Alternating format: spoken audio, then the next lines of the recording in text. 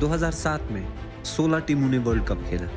अभी 2023 में सिर्फ 10 टीमों ने वर्ल्ड कप खेला, 6 टीमें कम। और अगर हम इसे फीफा वर्ल्ड कप के साथ कंपेयर करें तो 2006 में 32 टीमें फीफा वर्ल्ड कप खेली थी और अभी 2026 में 48 टीम्स फीफा वर्ल्ड कप खेलेंगी, 16 टीमें ज़्यादा। और क्लियरली ये फुटबॉल की ग्रोथ है, लेकिन क्रिकेट के साथ ऐसा क्यों? Why is cricket shrinking? और जब मैंने इसके बारे में पढ़ना शुरू किया तो मुझे पता चला कि इसके पीछे इससे सबसे ज़्यादा प्यार करने वाला देश है India. Cricket is like a religion in India, isn't it? It certainly is. And that's out. Yes, it's all over this time. A couple there to receive the trophy from Lord Carr. Chairman of the... Lords goes wild. Last ball of the innings. And he's sixes in it over. Yes, Srishant takes it. India win. First man on the planet to reach 200. Sachin Tendulkar. He lifted it up. That is a shot of an emperor. Absolutely magnificent. Dhoni finishes off in style. A magnificent strike. ICC के 90% viewers Indians हैं और इन stats का फ़ायदा एक apex board उठाता है, BCCI. इस immense viewership ने बीसीसीआई को एक multi-billion dollar ऑर्गेनाइजेशन बना दिया है। The truth here is the BCCI is the richest body today in the world of cricket across the globe, and I think it's purely because of the success of IPL. There are 74 games now in the IPL, and each one is valued at over £10 million for one game. The BCCI has given a green signal to a proposal that will give 3 countries, that's India, Australia and England, more power and more money. लेकिन 30 साल पहले तक ये case नहीं था।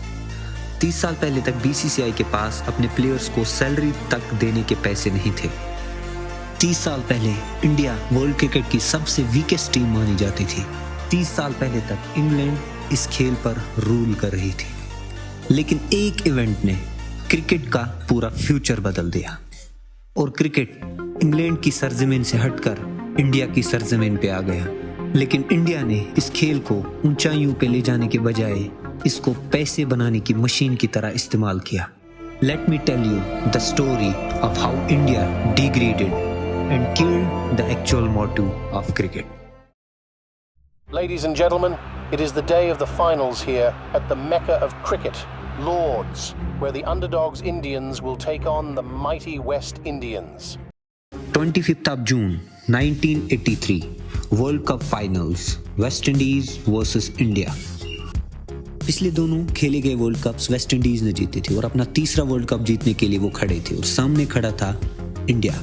World cup cricket में India को one of the weakest team माना जाता था क्योंकि पिछले 2 वर्ल्ड कप्स में उन्होंने सिर्फ 2 मैच जीते थे और वो भी सबसे वीकेस्ट टीम के खिलाफ, ईस्ट अफ्रीका।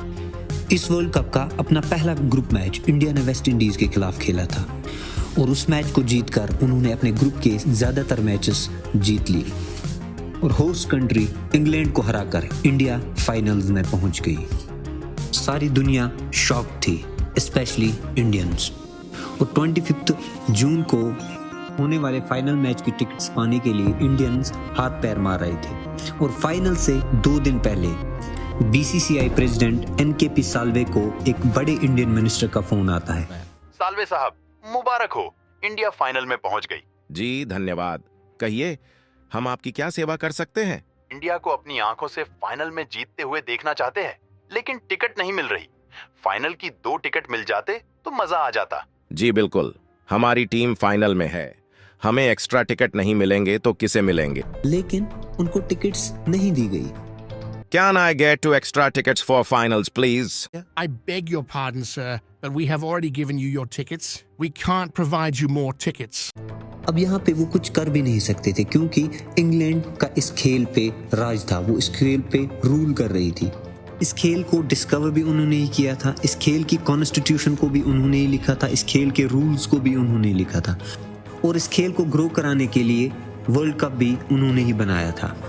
और जब 1975 के वर्ल्ड कप ने फाइनेंशियली अच्छा परफॉर्म किया तो इंग्लैंड ने अगले 4 साल के बाद वर्ल्ड कप फिर से होस्ट किया और 1983 का वर्ल्ड कप भी इंग्लैंड ने ही होस्ट किया।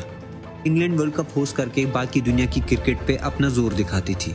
क्रिकेट इंग्लैंड की जागीर बन गई थी और शायद एनकेपी साल्वे साहब भी ये जानते थे, लेकिन अंदर ही अंदर उन्होंने सोचा कि अगर ये वर्ल्ड कप फाइनल इंडिया जीती है तो अगला वर्ल्ड कप इंडिया होस्ट करेगा। लेकिन क्या वर्ल्ड कप फाइनल जीतना इतना आसान था? खुद इंडियंस को भी यकीन नहीं था कि वो वर्ल्ड कप में यहाँ तक पहुँचेंगे। विजडम सपोर्ट्स न्यूज़पेपर के चीफ एडिटर डेविड फ्रीथ ने अपने आर्टिकल में लिखा था कि इंडिया जैसी कमज़ोर टीम को वर्ल्ड कप नहीं खेलना चाहिए क्योंकि उनकी परफॉर्मेंस इंप्रूव नहीं हो रही है, और अगर इंडिया ये वर्ल्ड कप फाइनल जीती है तो मैं अपने शब्द खा लूँगा। I will eat my words. और 25 जून को इंडिया ने लॉर्ड्स के ग्राउंड में द माइटी वेस्ट इंडीज को हराकर वर्ल्ड कप अपने नाम कर लिया। The whole world was in shock. और डेविड फ्रीथ ने अपना वादा पूरा किया। He literally ate his words. उन्होंने अपने शब्द खा लिए। What a man! इस ऐतिहासिक जीत ने एनकेपी साल्वे जी का कॉन्फिडेंस लेवल बहुत अप किया। अब वक्त था इंग्लैंड से इस खेल को चुराने का और उनका इम्पैक्ट इस खेल के ऊपर से कम करने का। पहला स्टेप उन्होंने लिया। उन्होंने एशियन क्रिकेट बोर्ड्स को, स्पेशली श्रीलंकन और पाकिस्तानी क्रिकेट बोर्ड को अपने साथ मिला लिया और एक एशियन क्रिकेट सोसाइटी बना दी। और 1984 में उन्होंने एशियन टीम्स के बीच में एक टूर्नामेंट अरेंज किया, द एशिया कप। और ये इंग्लैंड को ये बताने का तरीका था कि हम भी ये कर सकते हैं।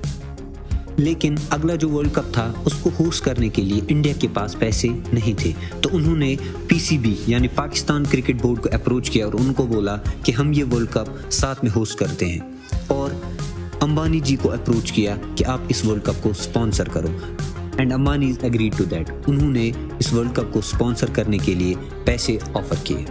अब जब पैसे की टेंशन खत्म हो गई तो अगली आईसीसी मीटिंग में एनकेपी साल्वे जी ने प्रपोजल रखा कि इंडिया और पाकिस्तान अगला वर्ल्ड कप होस्ट करेगी। लेकिन इंग्लैंड ने नहीं माना, उनको गुस्सा आ गया। What? Is this a joke? Do you even know how to host a World Cup? You need infrastructure, you need money, you need experience. Do you even have guarantee money? तो NKP Salve जी ने rotational policy का proposal रखा। उन्होंने कहा कि voting से हम हर world cup को डिसाइड करेंगे कि कौन सा देश इस वर्ल्ड कप को होस्ट करेगा। तो हर टाइम एक नई कंट्री वर्ल्ड कप को होस्ट करेगी। Actually, I propose rotational policy. According to this policy, a new nation will host a World Cup after every 4 years. इस डिसीजन में ऑस्ट्रेलिया और न्यूजीलैंड जैसी बड़ी टीम्स ने बीसीसीआई का साथ दिया और अगला वर्ल्ड कप इंडिया और पाकिस्तान को होस्ट करने का मौका मिला।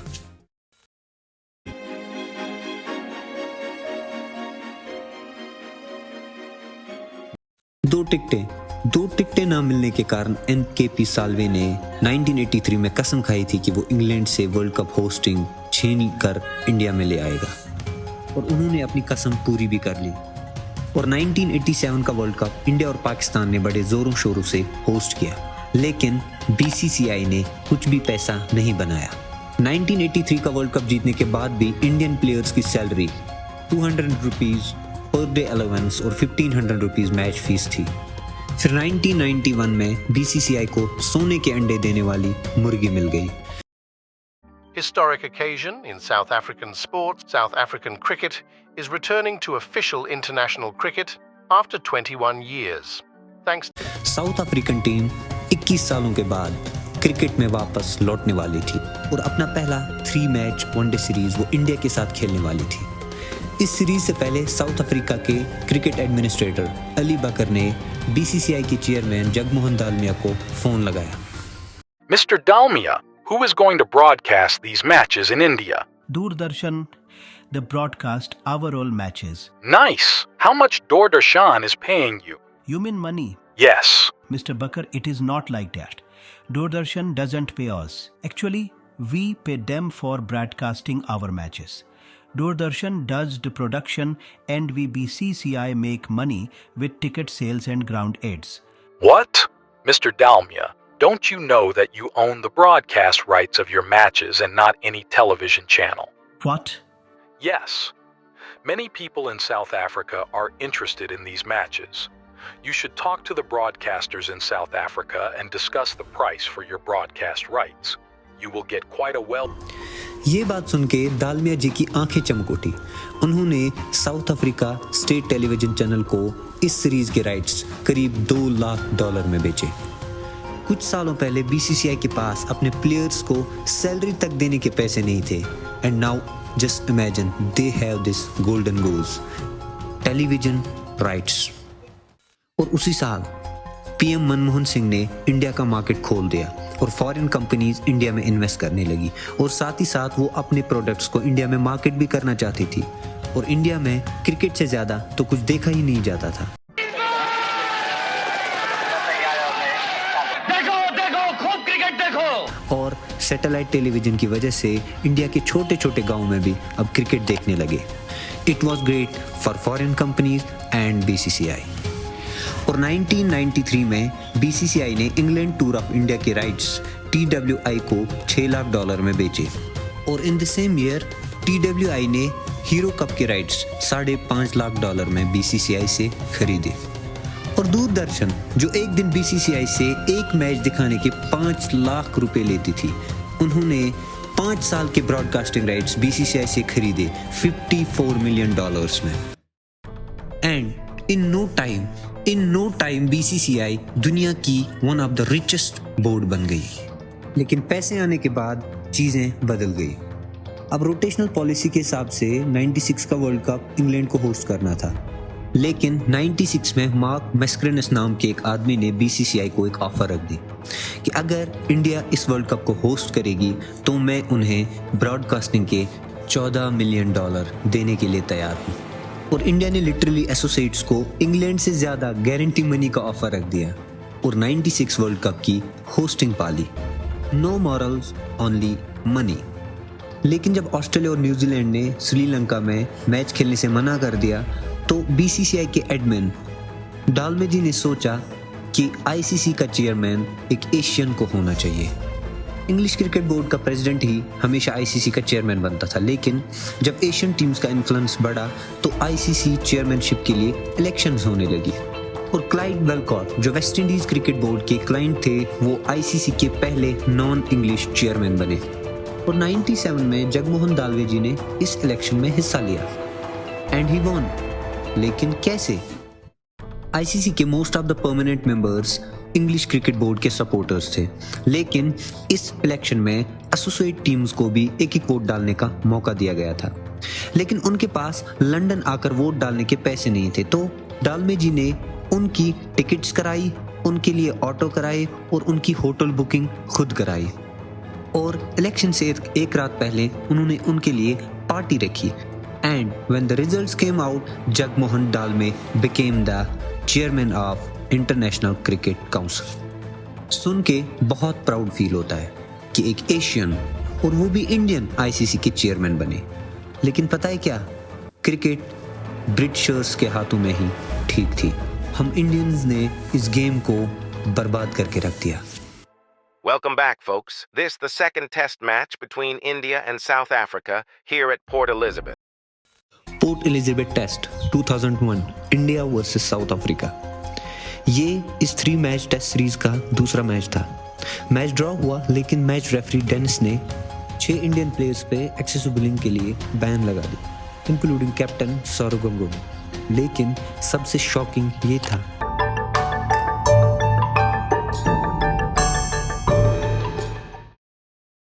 This is the vision that has ignited cricket's latest controversy. Sachin Tendulkar shown running his fingers along the seam of the ball on day 3 of the second test against South Africa. It was enough to convince match referee Mike Dennis that Tendulkar was guilty of ball tampering. The result, a suspended 1-test ban and the loss of 75% of his match. लोग भड़क उठे कि mic Dennis Sachin Tendulkar पे ऐसा गंभीर आरोप कैसे लगा सकते हैं। वो तो सिर्फ बॉल को साफ कर रहे थे। मोस्ट ऑफ द वर्ल्ड शांत रहा, लेकिन कुछ लोगों ने गलत को गलत कहा। Just looking at the Tendulkar footage though, I cannot believe, I saw Ravi Shastri standing up there, I heard boycott. I cannot believe that anyone who sees that footage could possibly defend him. Normally when you clean the seam you look at it. You've got to see where the dirt is. I mean, he's running his nail. He was the only one to swing it. Joel Callis does swing the ball a bit. He didn't swing it at all. Tendulkar did. Guilty as can be of manipulating the ball, in my view. And in War's mind, a suspended sentence isn't enough. It's more a warning than a penalty. It's unless you get a ban, it's not really a penalty. It's I guess it's a smear on your reputation, which is pretty severe. But There's a ball there and there's a bat, and that's a contest. And if you alter either of those, you shouldn't be playing. But this was BCCI, the rich BCCI.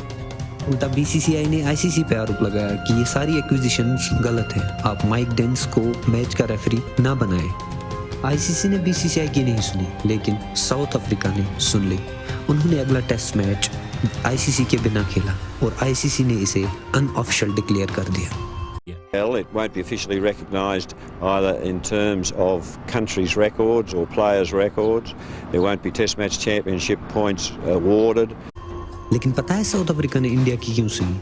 क्योंकि BCCI ने south Africa को धमकी दी थी कि अगर आप अगला test match नहीं खेलोगे तो आपको ब्रॉडकास्टिंग राइट्स के पैसे नहीं मिलेंगे। First of all, India reminded South Africa that they were going to lose 8 million rand if they didn't play the match and if this wasn't a test match. And then the Indian government was called in and they talked to the South African government, who then issued instructions to the players, and that's why you've got in that Sean Pollock thing the statement the players were not consulted. और इस तरह BCCI के bullying culture का start हुआ। ये bullying BCCI अपने पैसों के दम पे करती थी। फिर वो चीज हुई जिससे BCCI एक मैसिव ऑर्गेनाइजेशन बन गई। Welcome to the Vivo Indian Premier League.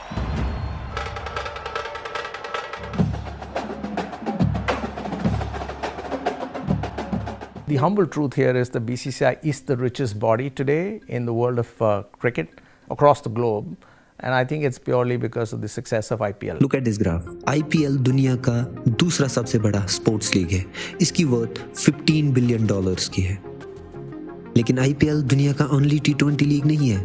Her cricket board ने अपने अपने T20 लीग्स बनाए, लेकिन BCCI अपने प्लेयर्स को इन लीग्स में खेलने नहीं देता। In all of these leagues, Indian players who have a global fan following are not allowed to play. That's the rule. And if you can't get, the likes of MS Dhoni or Virat Kohli or some of the other big boys that we have playing cricket across the world for their country and in the IPL league, I think you lose that many audiences. BCCI knows कि Indian players की viewership दुनिया में सबसे ज्यादा है, तो अगर Indian players in leagues में खेलेंगे तो इन लीग्स की वैल्यू बढ़ जाएगी और BCCI की वैल्यू वर्ल्ड क्रिकेट में डाइल्यूट हो जाएगी। आज BCCI के सामने ये सारे वर्ल्ड क्रिकेट बोर्ड्स कमज़ोर हो चुके हैं, क्योंकि ये बोर्ड्स तभी पैसा कमा पाते हैं जब इंडियन टीम इन कंट्रीज़ का टूर करती है और BCCI इन पावर्स का वर्ल्ड क्रिकेट में अपनी बातें मनवाने के लिए करता है। 2012 में इंग्लैंड के former chief justice Lord Woolf ने ICC को एक रिपोर्ट सबमिट की थी, जिसमें उन्होंने ICC की गवर्नेंस में चेंजेस सजेस्ट किए थे। उन्हें लगता था कि ICC मेंबर्स क्लब नहीं होना चाहिए। क्रिकेट पावर एक तरफ झुकता जा रहा है, स्पेशली इंडिया की तरफ। एसोसिएट टीम्स को एनफ फंड्स नहीं मिलते हैं ताकि उनकी क्रिकेट ग्रो हो सके। I was asked by the International Cricket Council to have a look at their governance. Although I'm certainly not an expert cricketer, I do know about governance. As I've indicated, I don't think it should be a members club. I think it should be run for the benefit of cricket as a whole rather than the interests of individual members. लेकिन BCCI ने इस report को oppose किया और कुछ लोगों ने, जैसे प्लेयर्स रिप्रेजेंटेटिव टिम ले ने, इस रिपोर्ट को सपोर्ट किया। फिर BCCI ने प्लेयर्स रिप्रेजेंटेटिव इलेक्शंस में अपना कैंडिडेट खड़ा किया और बाकी मेंबर्स को धमकी दी कि अगर उन्होंने उनके रिप्रेजेंटेटिव को वोट नहीं किया तो वो उनके कंट्रीज का टूर नहीं करेंगे। We're aware of the fact that the captains have come under pressure not to vote for Tim May. There was this pressure put on them that if they didn't vote for that particular candidate, that tours would be taken away or India would not tour those particular countries.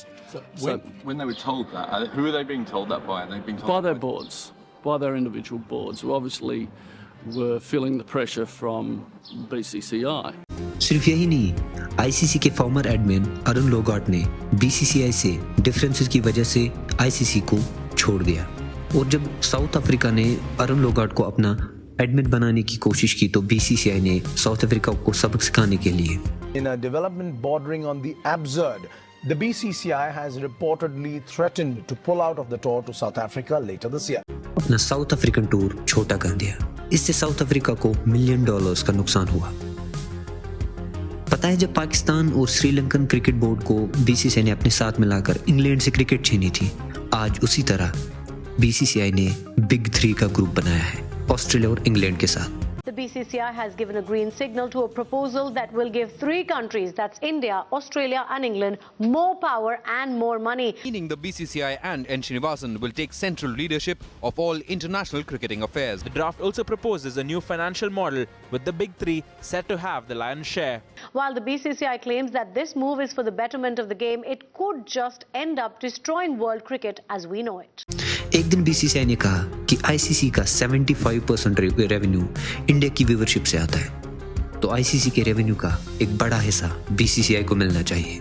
और BCCI ने Australia और England को अपने साथ रख लिया और ये तीनों आईसीसी के रेवेन्यू का लगभग आधा अपने पास रख लेते हैं और सबसे बड़ा शेयर ऑब्वियसली बीसीसीआई का है। आईसीसीआई के 12 परमानेंट मेंबर्स हैं और 100 से ज़्यादा एसोसिएट मेंबर्स। इन एसोसिएट मेंबर्स को फंडिंग के नाम पे चिल्लर दिया जाता है और देयर इज नो चांस कि इन एसोसिएट कंट्रीज में क्रिकेट इतना ज़्यादा ग्रो करेगा बिना फंडिंग के। लाइक चाइना जैसी ह्यूज कंट्री में भी क्रिकेट ग्रोथ के लिए एनुअली सिर्फ $30,000 दिए गए थे और चाइना की आबादी करीब 1.5 मिलियन है। How is that even possible कि इस कंट्री में क्रिकेट ग्रो करेगा?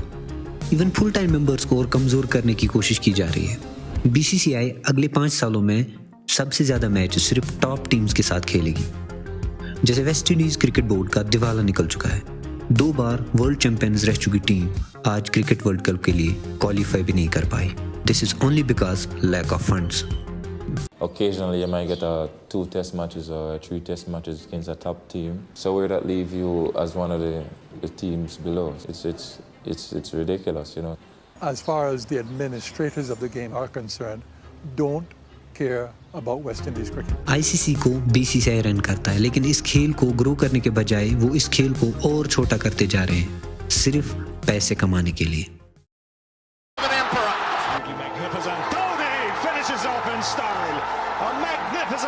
Look at this. 2007 में 16 टीमों ने वर्ल्ड कप खेला था। अभी 2023 में सिर्फ 10 टीमों ने वर्ल्ड कप खेला। ऐसा क्यों? क्योंकि 2007 में इंडिया लीग स्टेज से ही बाहर हो गई थी। इस वर्ल्ड कप में इंडिया सिर्फ 3 मैच खेल पाई थी। इस वजह से ब्रॉडकास्टर्स का बहुत नुकसान हुआ। अगर इंडिया ज़्यादा मैच खेलता तो ब्रॉडकास्टर्स का फ़ायदा होता। इसीलिए बीसीसीआई ने टीम्स कम कर दी और फॉर्मेट ऐसा बना दिया कि इंडिया एटलीस्ट वर्ल्ड कप के 9 मैच खेले। It's just that BCCI doesn't care about cricket. BCCI doesn't care about winning world cup. All they want is just money. If Afghans didn't have cricket, they would take drugs or take part in war or other miserable things. Psychologically, cricket takes their mind away from bad things. People won't participate in elections. We all want कि cricket पूरी दुनिया में फैले। Cricket world cup सिर्फ 10 टीमें ना खेलें, ये बहुत बोरिंग है। And we know कि cricket has the power to spread peace and happiness. But they will in cricket. Cricket is too much meaning for sport, for other people, for us, for Afghanistan people. It is happiness. But BCCI is killing cricket. आप इस खबर को पढ़िए। 2024 में 2.5 महीनों तक IPL के सिवा वर्ल्ड में कोई क्रिकेट लीग नहीं होगी। This is ridiculous. I feel जहाँ cricket power, strength, competition, discipline सिखाता था, आज इस खेल को बीसीसीआई ने महज एक पैसे छापने की मशीन बना दिया है।